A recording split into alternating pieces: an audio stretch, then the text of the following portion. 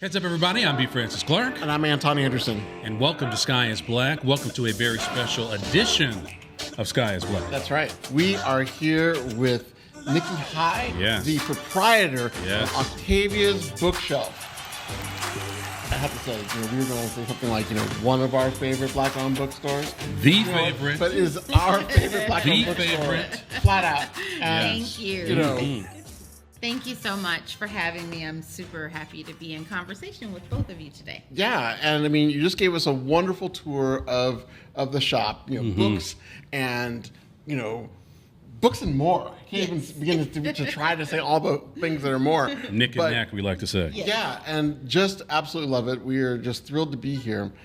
And, when you gave us the tour, you took a moment and you were telling us a little bit about your story of how much you like books. And I'll admit, I love books. My wife loves books. BC, we all love books. Be careful of that book learning. You know what happens when they start teaching us how to read. Yes. But, and so, I could curl up in like a bookstore. I could live here. For real, though. But what inspired you to actually start a bookstore, and what brought you to Pasadena, of all places? Yeah. Well, I was brought to Pasadena by my mother at the age of 3. So I was born in Chicago. My parents split, and she was like, hey, I think we have an aunt in Pasadena, so let's go. And so this is my home. I was raised here from 3. I'm now 50. So I've been here for a long time. I don't know what math you're using to say that you're you don't 50. look 50. Yes. Seriously. Nicely done. For real, though. Yeah. That you need to sell. Yes. And, one of the unique things about Pasadena is that the city was actually built so that each neighborhood has its own library. So we are a city of readers, right? There are libraries everywhere. And I was an early reader. And much to my mom's chagrin, she would try to take things away from me, like, you can't go to Disneyland with your class, or you can't have new shoes if you don't do these things. And I would say, I don't care. Whatever. As long as I had my books, I was okay. And what kind of parent will take away books, right? So she was. I was not an easy child, but yeah, I visit independent bookstores all the time throughout my travels. The first thing I do is I look for an independent bookstore, and I would go into these bookstores, and I would think, wow, this is so amazing. I wish I got to do something like this. But yeah, I don't do those kind of things. And so, I was raised very much with you find a good job with benefits and a retirement plan. Post office is hiring. Exactly. And so, and I just didn't think any more about it other than these people are really lucky and they seem really cool and they have my dream job. And so during the first lockdown, we were all at home, right? Just trying to figure out what to do next. And, I'm watching things unfold on the news. Like, we're going to be at home for 2 weeks, and then it was 2 months. And then I started to see that there was, the utility companies were suddenly deferring your utility bills, and mortgage companies. And then I just had this idea, like, oh, so everything is actually fake, right? Like, so they've made up this thing. And so then I said, well, if the government has the audacity to just create this fake society and do things with it whenever they want to, what if I just started to be audacious in my thinking? Yes. And doing another reread of Parable of the Sower, and I'm thinking about Lauren Alameda and her world building, and because at that time we were like, we don't know what's going to happen. Exactly. We don't know if we'll get out of this and what will things look like. And so I just started to think about the after times, which we're not there yet. We're still very much in it. Right. But I thought, wait a minute, I want to open up a bookstore. Why can't I be one of those people? Why not you? And we will need a third space when we're able to get out of this, right? So that we can build community, we can have a physical collection of books that are now being banned and challenged. And so I started to do some math, and it didn't look good. And then I just, kept thinking about it, and I started to just call up independent bookstore owners who were so gracious, gave me their time, talked to me, and then I did some more math, and then, I was like, all right, no, I'm just going to do it. And the only thing I had to do was convince my husband that I wanted to blow our savings, open up a brick and mortar bookstore during a pandemic. Okay. And, Sure, hon. So it was easy. It was a walk in the park. Smooth conversation. Walk in the park. But he knows what's good for him. So he said, That's right. let's go. Happy wife, happy everything. Yes, That's right. exactly. So I just started planning, and I knew it had to be in Pasadena because that's where I live. And Pasadena has shaped me so much. I went to public schools in Pasadena, and I remember being in Pasadena, as a kid and not having access to this kind of space. Right. And I thought, I want kids to have access to a space where they're celebrated every day, not just in February. And I have to say, having a chance to get to know you and visiting the shop a number of times, how important it is. And obviously, we're focused on the Africa and the Black diaspora in particular. Sure. Oh, yes. But I love how much you walk that talk of having, even right here behind us, it isn't just Black books, but you've got, India and, and Latin America and just, the whole world represented. And, I'm also Gen X. I got to get whatever you're doing, but when growing up, that was not at all the case. No. And having the opportunity for everyone to see themselves in the books that they're reading, to me, that's so powerful and so reaffirming of the children, especially at a young age.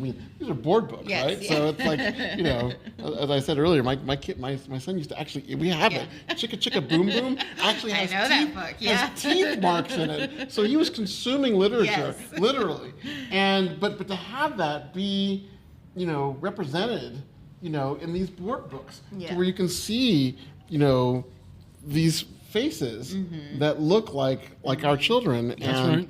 To me, it's absolutely wonderful. Yeah. And I think, for me, seeing Black and brown kids walk in and they're, tapping their mom or dad on the shoulder, look, Mom, that's me, or look, they can't believe it. And that just reaffirms me every single day. And it's a privilege to be able to do this.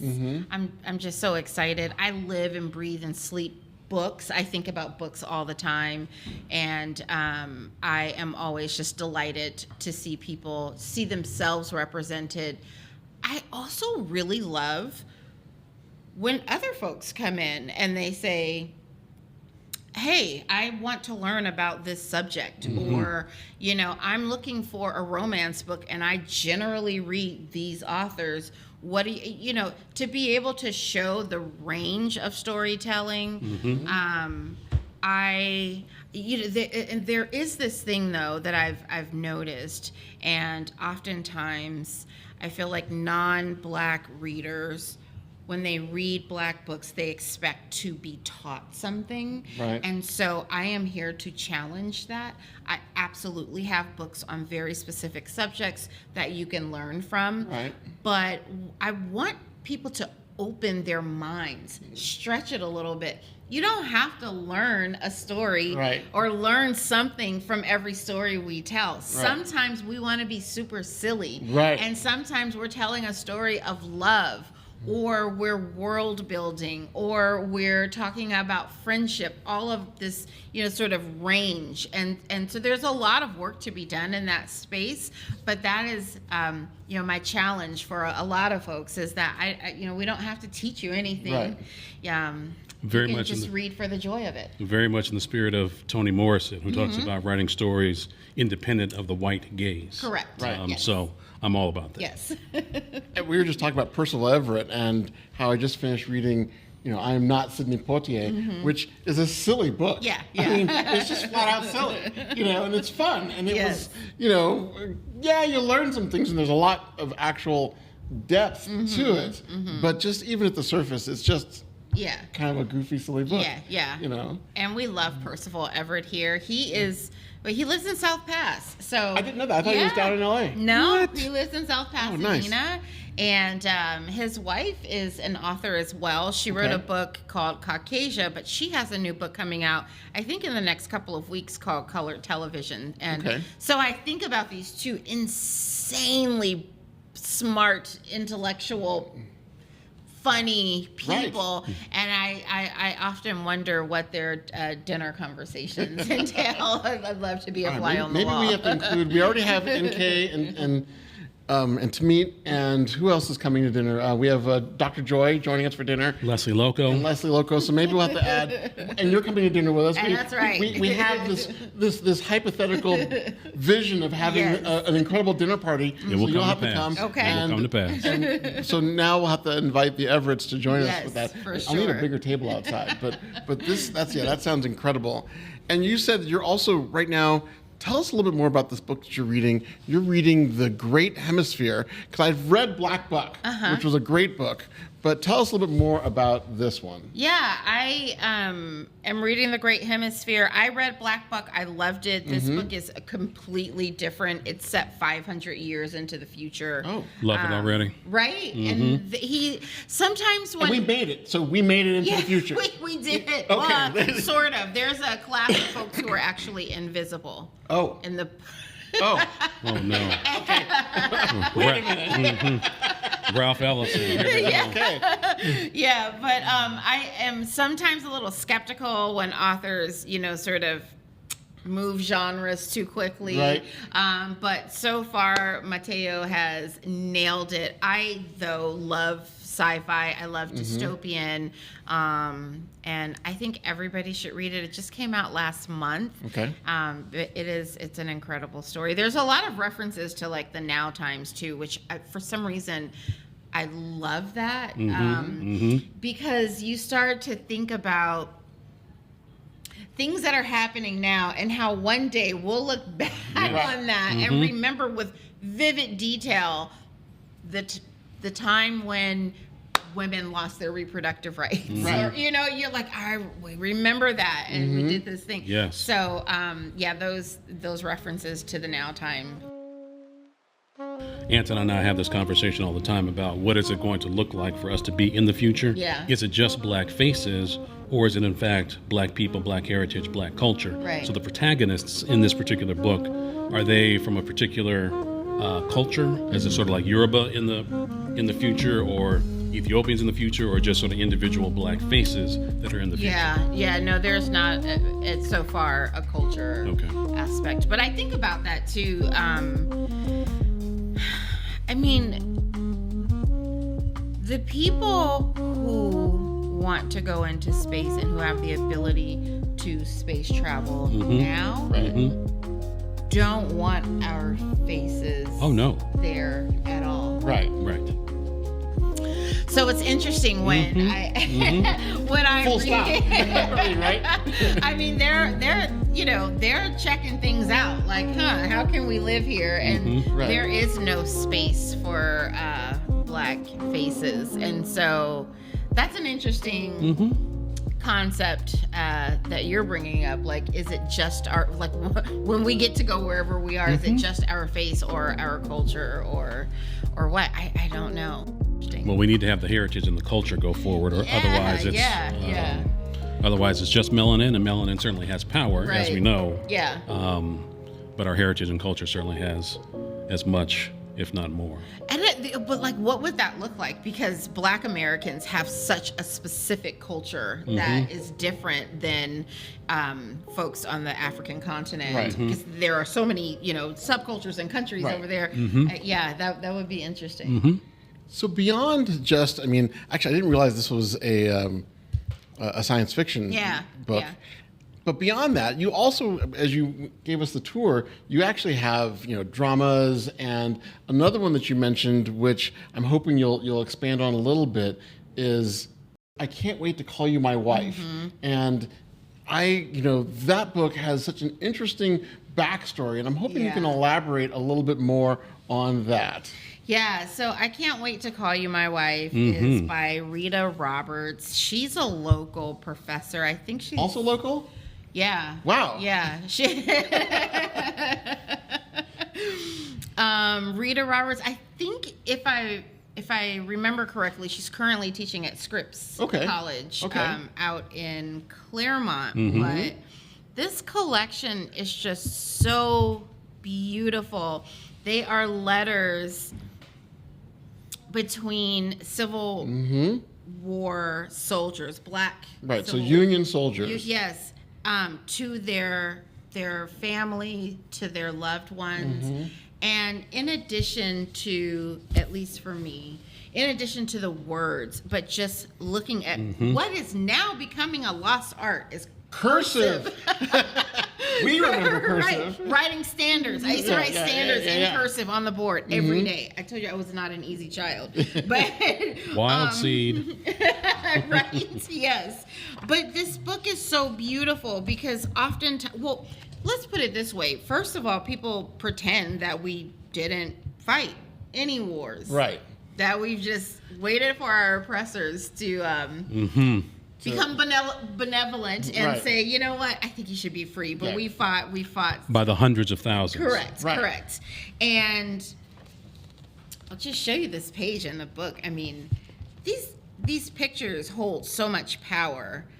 But the other piece of that for me is the letters themselves and how deeply connected, right, that they are to their loved ones. And there is this, I think, this sense when we talk about historical times that we, in a way, take away their humanity because we just focus on what they've done for us.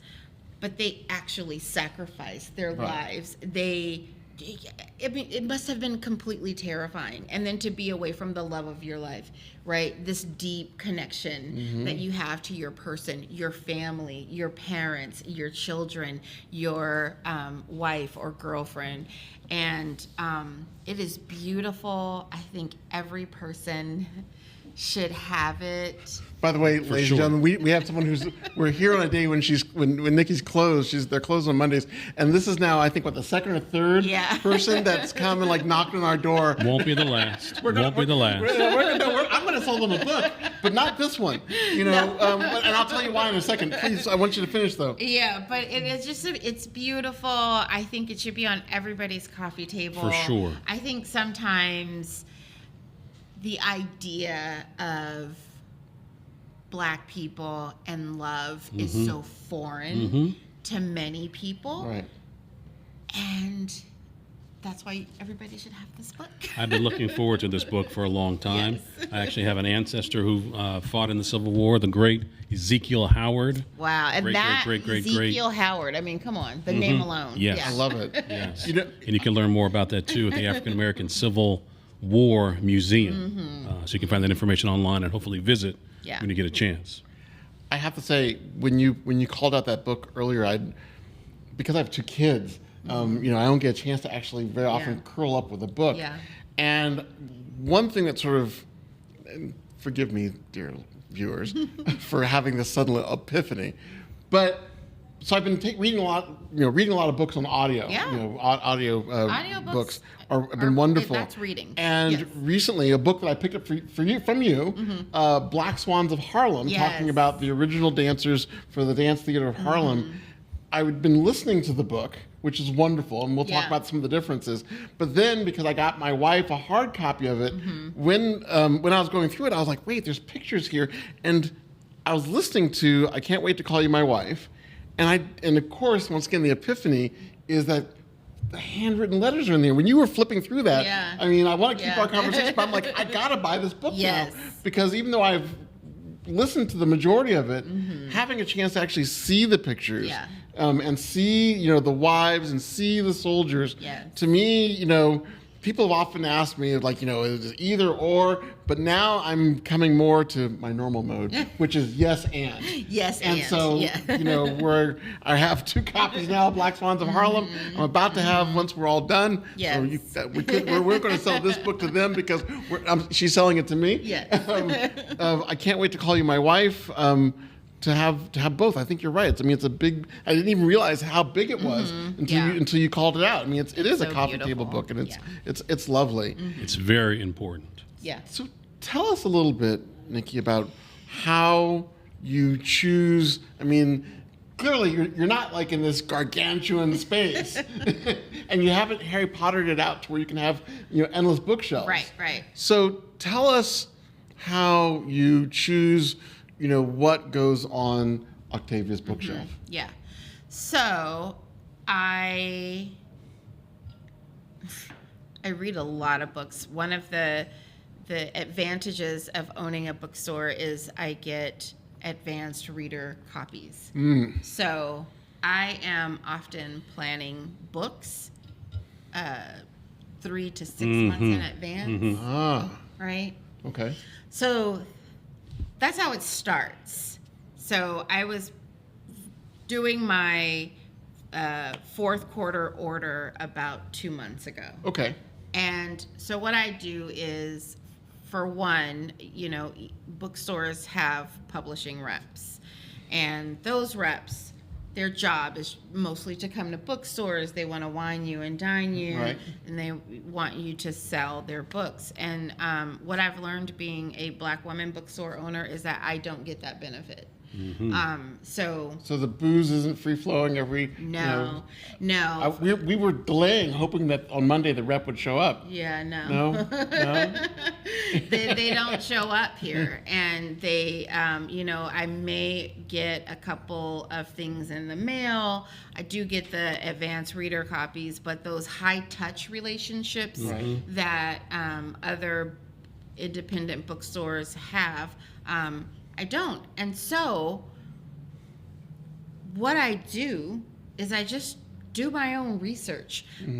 I know a ton of authors because I've followed them for a long time. I've read their books for a long time. But the beautiful part of being a Black bookstore owner is that Black authors and their community have just embraced us. Of course. And so a lot of it's this thing that we do, right? Being Black people. So we sort of have our own little network. Right? And so this agent will call me because she was at a Black-owned bookstore that person told them about me. And so then we get to know these authors. Black authors come in my store all the time. Even if they're not from the area, if they're here doing something, they will hit all the Black bookstores. And so I get to be in conversation with them. Hey, what are you working on? Oh, that's great, right? So it's a lot of that. It's a lot of looking through catalogs that I get. There are some industry specific websites that you can sort of self-curate. So then, I might put out an alert. I'm looking for coffee table books about African photography from Senegal. I'll get an alert. I'll buy it. Yeah. And so that is generally what happens. But and I sort of go through all this, and then I think about what my customers would enjoy, what I'm enjoying, and outside of that sort of Black network, then I have to be really intentional and say, okay, but I still want to represent Latino writers. Yes. I still want to represent, Indian writers or what have you. And so then that is just me really opening up my network and attending like an Asian American book club or following book talkers that are representing those folks, and so I'll sort of go through that to see which ones I think my customers again will enjoy, and it's probably one of my top 3 favorite parts of this job. I would think so. Yeah. Now you mentioned talking about like the author's agents and the sales reps and things like that, but I've seen a number of instances where, especially Black authors of color, where they haven't had a lot of traction through those sorts of networks, and so then they go off and self-publish. Yeah. And so, are you able to get to any of those guys, or how do you, or have people approached you? How for those who don't get that sort of connection? Is there a way to find them, or is that just a blank spot on the map? Yeah, no, I mean, it's hard. It's tricky, okay, because it's self-published. If you're self-published, it is difficult to make a profit on the book, and I have to keep the lights on, right? Right. So that's one issue. It's not even an issue, though. It's because there are some incredible self-published authors. Right. And so what I do to be mindful of, like when I wake up in the morning, I think about what can I do to be a good ancestor today. Right. I love that. And so, I love that. Me too. Yeah. Yes. Yeah. And so, or like, how am I going to pay my rent for the privilege of living on earth today? And so I sort of guide myself that way. And so what I do is I have on my website a contact us feature, and I encourage self-published folks to connect with me that way, and I will just go through those submissions at the end of the month and then just sort of think about, where am I deficient here? Like, am I deficient with nonfiction or children's books or romance? And then I'll start to sort of, narrow it down from there. Nice. And then think of how I can sell the book. And not really just like, obviously the money is important because I have to still be here. Right. But how can we make sure that this book is, like, people are looking at it? And and that leads me to another point. I think that, the publishers oftentimes ignore Black-owned bookstores because there aren't, compared to white authors, there aren't a lot of Black authors. Right. But what we do here, the magic of Black booksellers, is we hand sell books. Right? So you can come in and say, well, I haven't read in 5 years, and the last book I read was a Stephen King book, and I really liked it, and I kind of want to do something like that.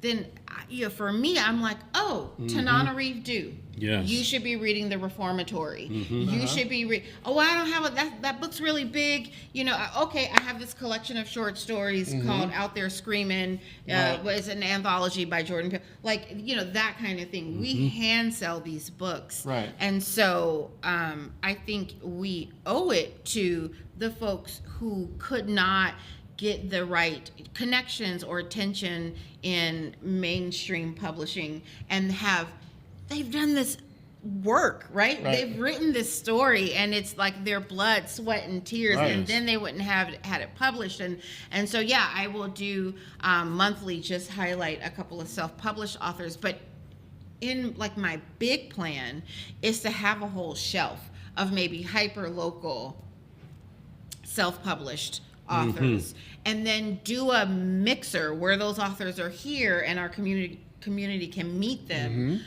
So I'm working on that programming for next year. Love it. That's wonderful. That's incredible. Yeah. So let me ask you a question, Nikki. We're obviously, as I've said before, and you already know this, we focus on the Black diaspora and, in particular. And one, you've already heard me gush about how much I love that your store represents not just Black authors and Black topics, but people of color, of all color, and even And even just sort of folks who are just non-conformist, I've been thinking about just processing just since we walked in the kids' book with regards to the tattoos, and I love it.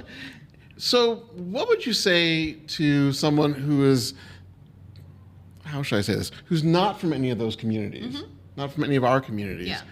And they are just kind of like wandering in, because they are having a delicious, blended coffee drink, and they happen to be walking back to their car, and they kind of wander in. I guess maybe a sort of a two-part question. What would you say to them, aside from hello, when they walk in? But also maybe where would you have them perhaps begin? Where would you have them start, just because they're kind of like, okay, this is a bookstore, but not quite what I was, not quite what I was expecting. Right, yeah. And, where would you then, have them as an entry point? So it should come as no surprise to either of you that all roads lead to Octavia Butler. Yes. So upon engaging folks not from the communities you mentioned, there are some folks who are very confused, and I've seen them sort of walk the store, see all the black and brown faces, and then just walk out. And so those are people that are just not my customers, right? And that's fine. It took me, it did take me. It took me a little bit to be okay with that, because I wanted to engage. I wanted to say, hey, tell me what it is you're looking for, because if you're looking for romance, I got it. If you're looking for, whatever, I got it. And so I've had to just learn, to be okay with that. But for the other folks who will engage with me, I tell them to read Kindred. Kindred is the book I read, the first book I read by Octavia Butler, and it's the book that turned me into the rabid fan that I remain today. And I don't care what your background is, Kindred. That's all. That's it. Kindred. Which actually answers you stole one of my questions. One of my other questions, which I got a few different answers when I had the privilege of being at the Huntington for the symposium on Octavia E. Butler. But one of the questions they asked the panel is like, what was the first Butler book you would have people read? Yeah. And I believe, and someone from that symposium contact me if I'm wrong, but the majority of them came back to that, Kindred, which was frankly my first book. Shame on you, FX and Hulu for canceling that series. We can pick it up again. I've wiggled my finger. Our stories do not rely on FX and Hulu and the rest. Shame on them for sure. Shame on them for sure. But it's not like we can't pick up that mantle we can again. pick it up elsewhere. So, but you answered the question. So the first book, for those not only just coming into the bookstore, but for those who have not had a chance to read any of her work, that's where you'd have them start too. That's where I have them start. Kindred, yeah. Published in 1979, the story still holds up. It always will. Particularly for Pasadena, Altadena natives. Being that it's so hyper local, that's always fun. It's a lot of fun. I mean, I was reading, when I read Telephone by Percival Everett, and he's like, a paleontologist that lives in Altadena. I love that kind of stuff. So I always hook them with that if they're from the area. It's like, oh, guess what? This is a Pasadena, born and raised author, and the book, when she's not being pulled back to the antebellum South, is in Altadena. So yeah, Kindred is the start, and that's where I'd have everybody go. And so many of her books touch on that. I mean, so your store is here on the corner, essentially, of Hill and Washington. And, even in a number of her books, she talks, one of her short stories, she talks about taking the bus that we almost saw going right by. We can see the bus stop, perhaps the bus stop that she took, right outside the window. And so I love that hyper-local aspect to it. What's so fun is the new Children's Museum in San Diego has an Octavia Butler exhibit that is headed up by Dr. Ayanna Jameson, who is like the OG expert all things Miss Butler, and who is a great friend of mine and the store. But so it just opened I don't know, maybe a few months ago. Road trip. Oh, Seriously. you don't even know. I mean, so I got to go on opening night, and part of the exhibit is a city bus, right? Because we all know that Octavia Butler didn't drive, famously. People tell me, they come in here all the time, they say, oh yeah, she came into my book club, her only caveat is that we pick her up and drop her off. That was her thing. She took public transportation. So there's a city bus that you can actually go in, and then you sit on the bench, and there are typewriters. And then when you look out the front window, it's Washington. It's just, and it passes by right here on Hill. So how surreal was that for me? Absolutely. You know, I'm on this. Was that planned? No, Okay. no. I mean, well, I'm sure Ayana. Well, no. No, was that planned by you? In terms of you being here? But it's serendipitous, and it just makes me know that this was the right space for me. But if you haven't been there, any of your viewers or listeners, definitely take a trip. And there's some amazing indie bookstores down there as well.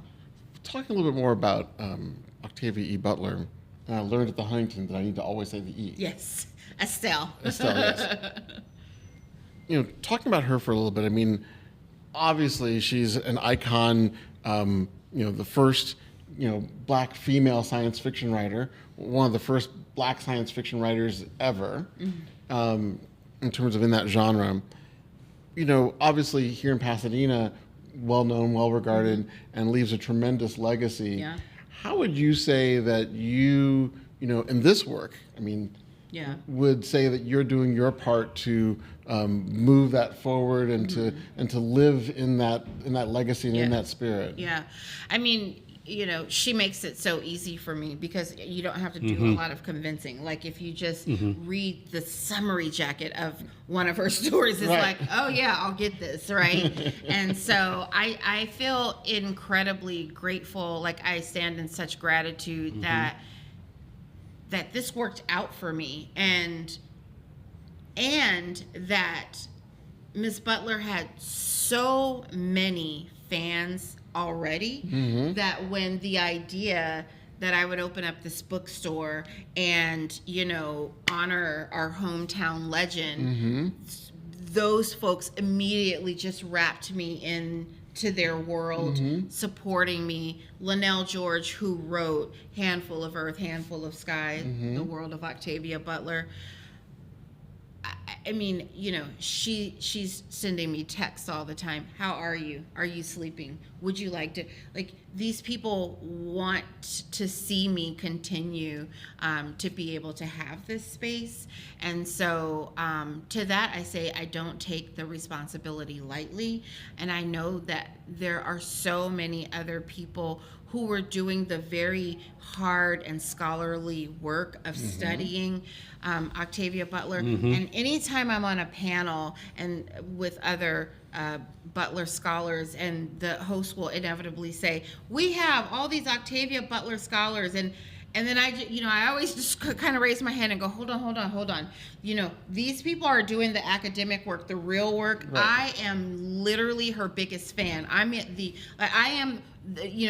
started Stan Culture back in '86.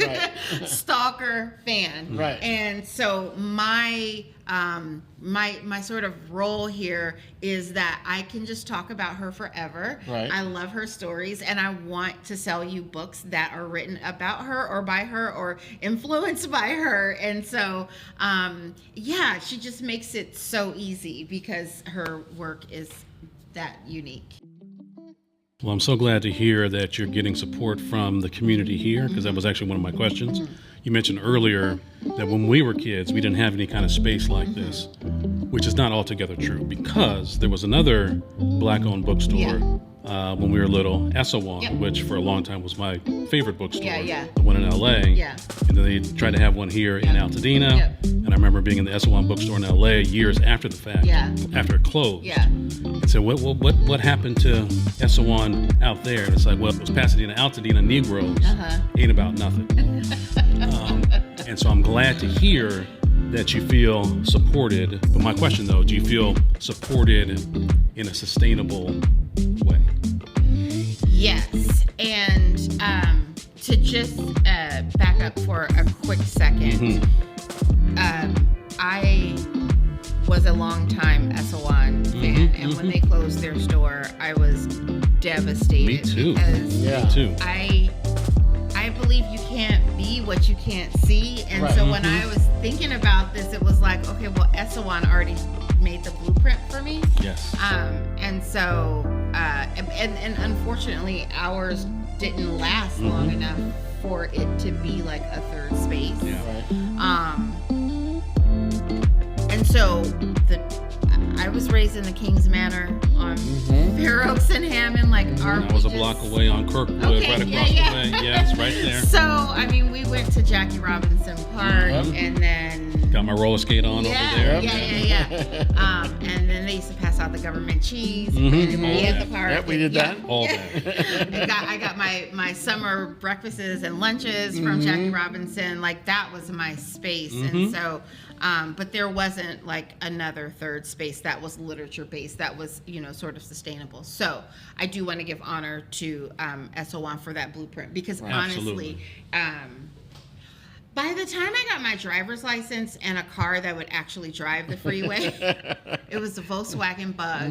But when I convinced my mother that I can do all the turns on the 110 freeway, it's like, what do you want to do? Why do you have to get on this freeway? And I was like, I want to go to Esalen. Exactly. So, yes. So the question is a little bit complicated. If you'll indulge me. Of course. To give you some context. Yes, please. So, Black people, Black women in particular, come into entrepreneurship underfunded. So I had a savings that I used, and I also crowdfunded, and that was successful. I was able to crowdfund $23,000, which is wild when you think about it, because it was like, hey, I want to open up a bookstore, and I want it to be like this, and people were like, okay. I mean, I love that, so I take this responsibility very seriously. I don't take myself seriously at all, but I take this very seriously. Yes. And so, but even with that, right, like Pasadena's expensive. Right. It is. The rents are expensive. Books, I don't know if people know this, but the main distributor of all books that bookstores use, they give us max 42% discount. So the profit margins are not high. Very thin. Yeah, and then if you go through the publisher, you get about 46%. If you don't sell those books, you have to pay to return them. I mean, there's stuff. So, and the thing is Black women are, in my opinion, over mentored and underfunded. Absolutely. So I get a lot of people who ask, well, what can I do to help you? I'm going to help you with this marketing thing. And I have to toot my own horn and say, I got marketing down pat. Like, I can do this. I know how to do the things. I need the funds to be able to do them. You need fearless funds. Correct. Yes. And so I saw you there. And so I almost immediately expanded, because in my mind I'm like, I can make this great community resource center, and the money just didn't come. And I tried everything I could to save my store, and about 2 months ago, I just took a hard look at everything, and I was like, okay, I don't think I can do this anymore. And I said, well, I'm just gonna, in a moment of vulnerability, because I did not want to disappoint people. I wanted my community to be proud of me. And so I just told them, I said, hey, I'm gonna reopen my crowdfunding, but I gotta get back into a smaller space that's more sustainable for me moving forward. Right. I gotta, but I'm in a hole. It's huge. I don't know what to do, but if you think you can support me again, I'd appreciate it. And I sent the Instagram post, And then I went to bed. I told my husband, take the dogs, get them out of my room. Like, I just needed to be quiet. Right. And I didn't know what was going to happen. So to make a long story longer, I woke up the next morning. I opened up the GoFundMe. Immediately, there were about 400 donors. Mm-hmm. By the following day, there was 600. The third day, there was 903. A week later, there were over 1,400 people who contributed. Mm-hmm. And I was able to get myself out of the woods, leave that larger space, come to this new space that, again, if things get tricky, I can cover this rent with not a lot of stress. And so, yes, I do think that the community, they have shown over and over that they want me here. And even though I had doubted for a second that maybe this wasn't the right thing for me, I'm going to close to have a community of people say, actually, you're not. You're going to stay here, and we're going to make sure that you stay here. So it was that. It was all of the DMs and the text messages saying, you know, we love you. We want you to be here. People started to pour in the store. They were buying out inventory. I was replenishing like every 2 days. So now I'm at this place where I think, oh, okay, this is bigger than me. Yes. And this is just bigger, right? And so I'm just so excited to be in a space that is sustainable for the long haul. And I think about, you know, who I will hand this off to. I mean, I plan to be around for a long time, but I am coming in late in the game. I mean, you know, age-wise, my peers in this industry, you know, are 15, 20 years younger than me, and they're amazing. So that, you know, that kind of thing is on my mind. And I want it to just be here for a long, long time. Yeah. Well, I'm pleased. I'm proud of our people here locally. Yes. It sounds like we've learned a lesson from Essewan and that disappearing act. Yeah. Now, in terms of the community here, we're talking about Pasadena, Altadena, the larger San Gabriel Valley. Is this a store? Is this a bookstore that is actually open to Black people around the world? I mean, can this be considered a Pan-African bookstore? So it's funny you say that, because I have gotten letters of support and checks from groups as far away as Brazil. Yes. Nice. Yes. Which should be no surprise, right? They're the second highest population of Black folks outside of the continent of Africa. Yes. Right. But this is how wild it is. It's like a group they are Octavia Butler fans. And they feel this level of pride. I've had, you know, letters and emails from Rwanda saying, I heard about you. I'm so proud of you.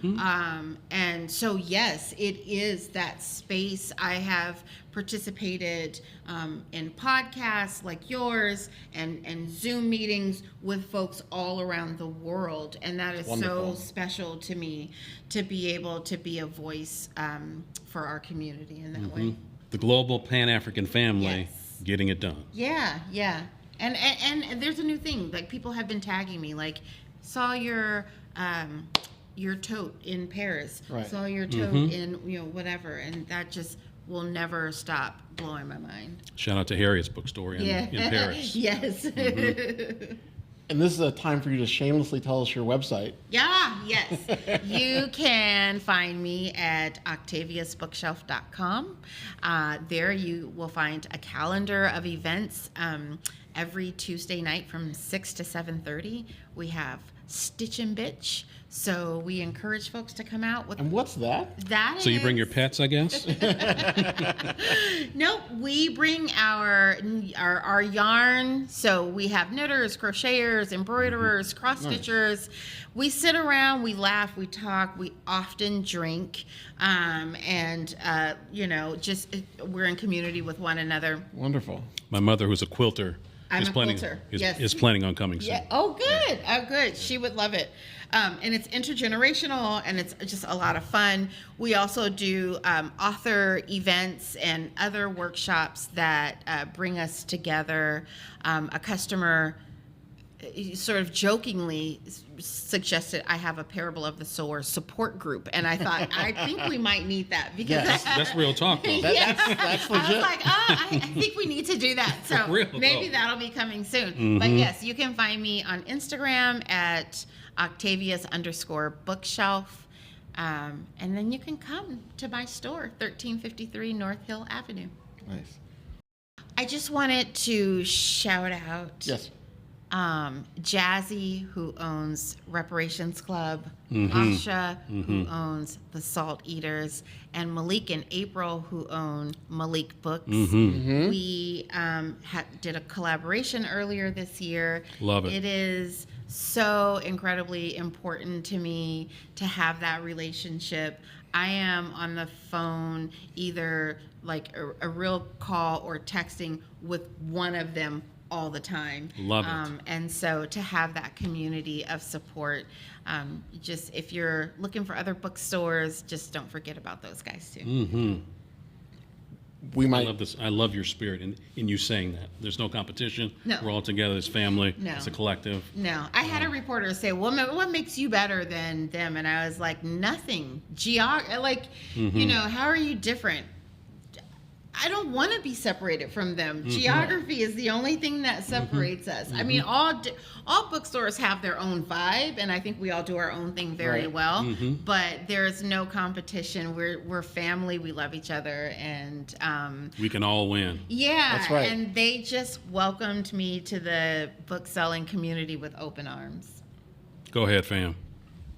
So, one of the things I always wanted to check in with you about, you talked about sort of the impetus for what got you into making a bookstore, but I'd like you to tell us a little bit about why especially like in the age of Amazon and all that stuff, but why a Black-owned brick and mortar bookstore is important, and important not just to the Black community, but why is it important sort of in general?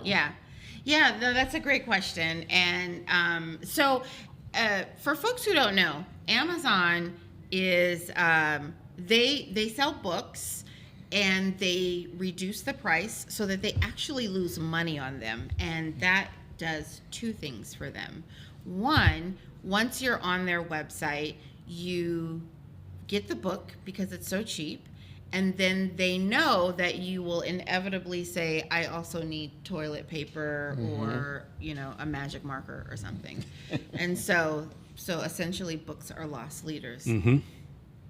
The really devastating thing that does, though, is that it creates a false sense of how much books cost. So when someone who is used to purchasing books on Amazon goes to any bookstore, they say, why are you inflating the prices?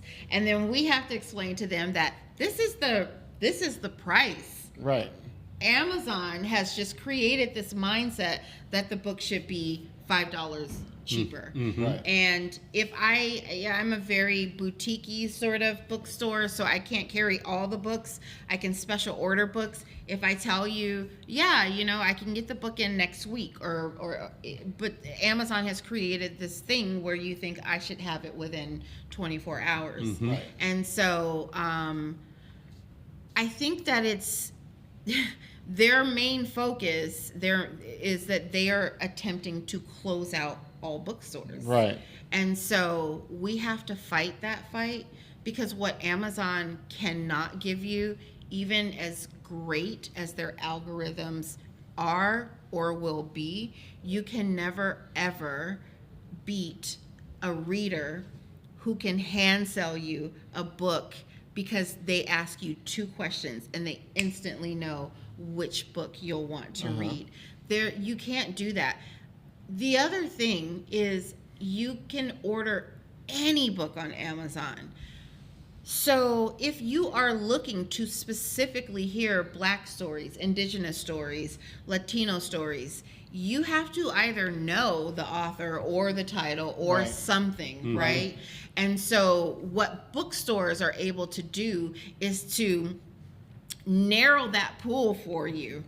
You don't have to go in the back corner to find it. Right. You know, it's not in some obscure location. It's not competing against, 20 million authors online. It's right here on my table, or it's something that I was thinking about bringing in and I can talk to you about it. So I think that is the most important piece about opening a brick and mortar for that reason, but also to have a space where we're safe.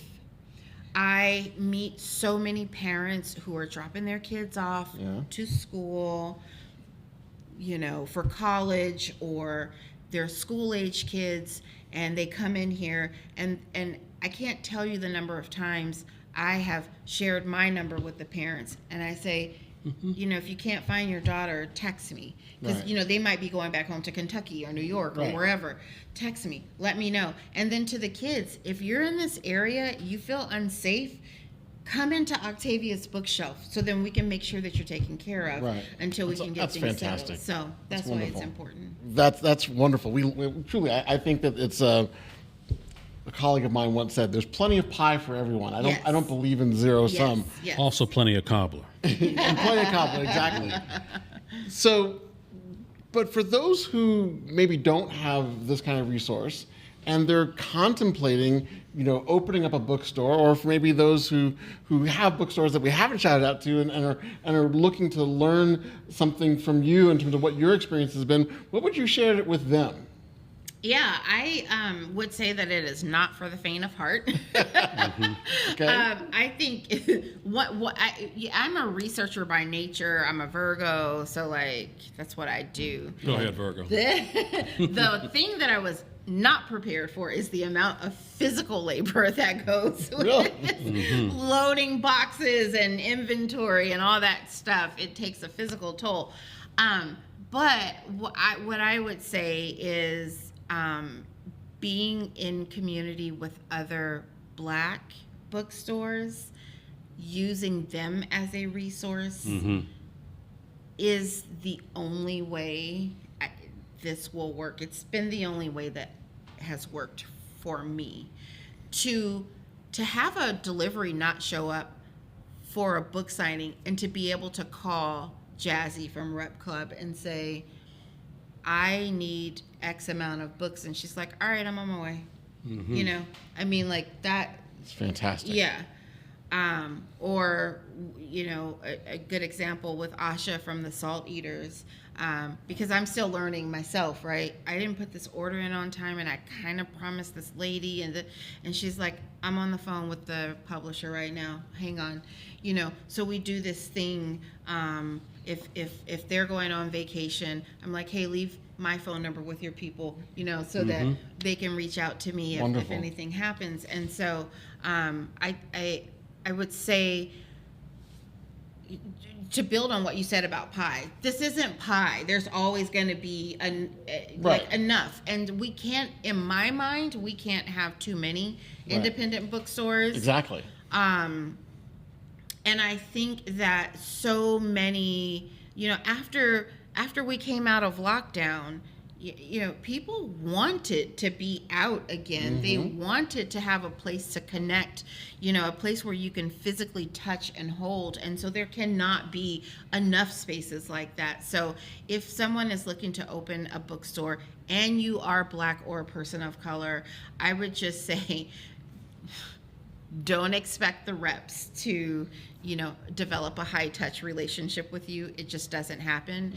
It has not happened for me and the other Black bookstore owners. But reach out to us and spend some time in various bookstores. I'm in the in the process of sort of getting some best practices together, because I have had people reach out to me, say, I'm in Alabama and I want to do something similar. I'd love to give best practices. The last thing I will say about this, though, is Pasadena is such a unique city. So I mentioned earlier how there are libraries all around us. We are very much a reading, intellectual group. We are the birthplace of Octavia, Estelle Butler. That's right. And, Jackie Robinson lived here. And, there's so much here. And so I don't know that this exact thing can be recreated somewhere else. The magic certainly comes from, lots of hard work on my end. But really, it's Pasadena. We're at the base of Octavia Butler's mountains. Right. This is her city. And so I know that, that spirit and the love that we have for our hometown legends has really helped to sort of thrust this store beyond my wildest dreams. And you mentioned some tensions and some disappointments with quote unquote white publishers. Have you been able to cultivate any relationships with black publishers or African publishers? And what is the difference? Yeah, the difference is they want my business and I want theirs. They know the power of somebody walking in and saying, this is the next book you need to be reading, right? The power of hand selling, it's what I love to do because I believe in it so much. And I don't know that white publishers necessarily realize how black bookstores put certain authors on the New York Times bestsellers list. We do. For sure. We do. Once we're like, all right, let's go. And so it's sad because, a lot of those authors are authors that I enjoy. And I will tell you, some of those authors with major publishers reach out personally. Not even the agent, not even the rep. Every once in a while it'll happen, but the actual author will just call or send an email. And sometimes I just have to look a little bit closer because I'm like, there's no way that this author knows who we are. You know what I mean? Because I just fangirl out. But those authors are doing the work for themselves in many instances. We were also talking before we started filming about my upcoming trip to Ethiopia. No dates associated with it yet, but sometime soon. In your experiences in the motherland, anything you want to say to the global Pan-African diaspora about your experiences, about any recommendations, any thoughts about our community going forward? Yes, I have had the absolute privilege to travel around the world. I have traveled pretty extensively through West Africa and South Africa. I need to make my way east, but I have found nothing but the kindest, most loving and welcoming people. The land is beautiful.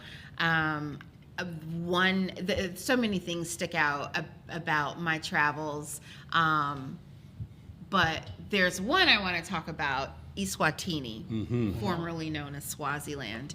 And I want to make this connection to a book. So when my son was little, I used to read him a book called Learning to Swim in Swaziland. I had never heard of Swaziland before. And I used to read him his book, and I would just think, oh, this sounds kind of cool. I'd like to go. I want to swim in Swaziland. And so that's how I knew that this little tiny landlocked country even existed. And now that my son is an adult and out the house, and I have the time and ability to travel, one of the things I thought about is I want to go to that country that I read about with my son. And so 30 years later to be in that country, but I reached out to a collective of women who make this beautiful batik fabric, and they sew it, and I'm a sewer and I love fabric, and I was like, can I hang out with you guys? And they were like, yeah, come on. And I went there, and I just loved the country. They also have little stands of fried dough that they call fat cakes, and I was like eating fat cakes and drinking tea the whole time. But I stayed with this collective of women, and they worked together, and one would go pick up the kids, and the other would do all this stuff, and then they welcomed me into their fold and taught me their craft, and I was like, I want that. But it was so beautiful. The food is delicious. I'm also a dog lover. Their dog culture is insane. I mean, because I always get nervous that I won't be able to pet a dog when I'm traveling. No, I didn't have that problem in Eswatini. And so I would love to go to Ethiopia. Eswatini has my heart. That's right. And I just can't wait to get back there. And I can tell you that the spirit that you're talking about experiencing in Eswatini, we certainly experienced that when we walk into this space here. Thank you. Absolutely. Thank you so much. Yes, and thank you so much for sharing so much with us. We're just beyond thrilled. I mean, it's been a joy. I'll speak for myself for a moment. It's been a joy every time I've walked into the store. I mean, your team has been so wonderful and welcoming and friendly. Yeah. Go ahead, Kiki.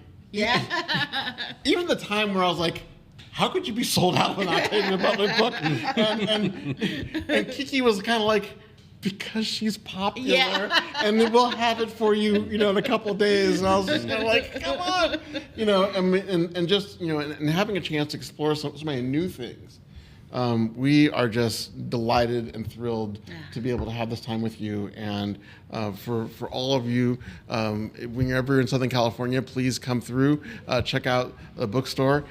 Nikki High here, and she is like the embodiment of the kind of person that we talk about and highlight here on this show. We highlight experts, innovators, entrepreneurs of Black and African descent. You can learn more about us at recollect.media/skyisblack. You can reach out to me online or via email, anton@skyisblack.com. And you can reach me at bfrancisclark at Octavia's book. No. bfrancisclark@skyisblack.com. And on Instagram, Threads, and Twitter, it's Sky is _ B to the L to the C to the K. And then on Facebook, it's Sky is No _ B to the L to the C to the K. And once again, Octavia's bookshelf you can find at Octavia's _bookshelf.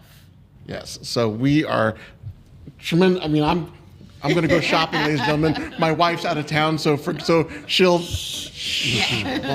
few things here at Octavia's bookshelf. And once again, thank you so much. Yes, indeed. Thank you both for having me. This means so much to me. I have been supported by so many different people, but certainly, the Black community, as always, it has just been, there to sometimes even literally carry me.